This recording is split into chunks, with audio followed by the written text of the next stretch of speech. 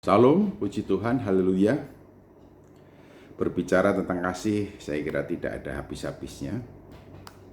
Memang kasih menjadi dasar utama dalam kehidupan kekristenan kita. Setiap orang yang ada di dalam Kristus sudah tentu hidup di dalam kasih, sebagaimana yang disabdakan oleh Tuhan kita, Yesus Kristus. Sebelum Tuhan Yesus Kristus ditangkap, diserahkan, mati di atas kayu salib, Tuhan Yesus memberikan pengajaran yang baru tentang kasih.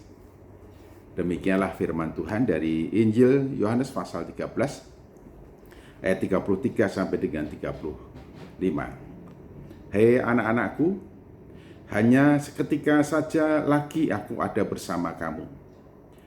Kamu akan mencari aku, dan seperti yang telah kukatakan kepada orang-orang Yahudi, ke tempat aku pergi tidak mungkin kamu datang, demikian pula aku mengatakannya sekarang juga kepada kamu. Aku memberikan perintah baru kepada kamu, yaitu supaya kamu saling mengasihi, sama seperti aku telah mengasihi kamu, demikian pula kamu harus saling mengasihi. Dengan demikian semua orang akan tahu bahwa kamu adalah murid-muridku, yaitu jikalau kamu saling mengasihi. Identitas sebagai murid ditegakkan, dikukuhkan, dikokohkan ketika kita orang-orang percaya satu sama lain saling mengasihi. Ini artinya saling mengasihi menjadi kebutuhan utama bagi orang-orang percaya dalam kehidupan bersama. Bahkan saling mengasihi menjadi pondasi dalam kehidupan bersama di antara orang percaya. Oleh karena saling mengasihi menjadi pondasi dan dasar dalam kehidupan bersama, maka mengasihi menjadi gaya hidup dari setiap orang percaya. Dan jikalau mengasihi menjadi gaya hidup orang percaya dalam kehidupan bersama, mereka saling mengasihi sedemikian yang Tuhan Yesus Kristus ajarkan, maka identitas dari kehidupan bersama di hadapan orang lain akan menjadi jelas. Oh, mereka itu murid-murid Kristus.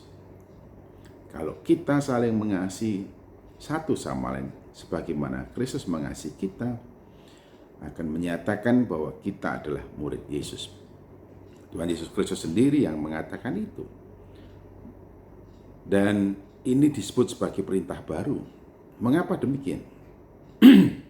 Ukuran dalam mengasihi, standar dalam mengasihi, masing-masing orang berbeda, berlainan. Umpama kasih yang diimplementasikan dalam mengampuni. Ada yang mengatakan kalau satu kali kesalahan itu lumrah manusiawi, ya dimaafkan saja. Tapi kalau dua kali membuat kesalahan yang sama, itu kebodohan, jadi tidak ada maaf lagi bagi dia. Tapi ada juga yang mengatakan kalau sampai sudah 3 kali dia menyakiti kita, jangan harap ada maaf, ada ampun lagi bagi mereka.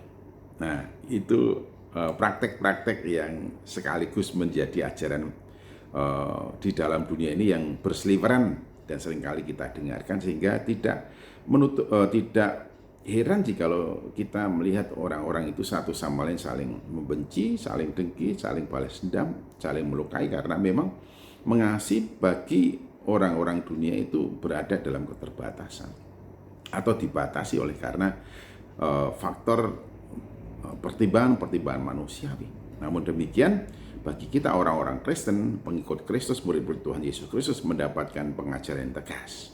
Dikatakan demikian, supaya kamu saling mengasihi sama seperti aku telah mengasihi kamu, demikian pula kamu harus saling mengasihi. Kita mengasihi, harus mengasihi satu sama lain seperti Kristus mengasihi kita. Artinya kasih kita kepada seseorang tidak terbatas. Kapanpun, dimanapun, dalam situasi apapun, kita tetap dan harus selalu mengasihi. Walaupun kita dilukai, kita disakiti, kita dirugikan, kita tidak diuntungkan, kita harus tetap mengasihinya. Dalam keadaan apapun kita harus selalu dan tetap mengasihi, karena kasih yang Yesus berikan kepada kita juga tidak terbatas. Jauh sebelum kita menerapkan itu, Yesus sudah memberikan teladan. Bahkan ia rela mati di atas kayu salib karena kasihnya kepada kita. Marilah kita satu sama lain dalam kehidupan bersama mengasihi seperti Kristus telah mengasihi kita, bahkan rela berkorban untuk yang kita kasih. Tuhan Yesus memberkati.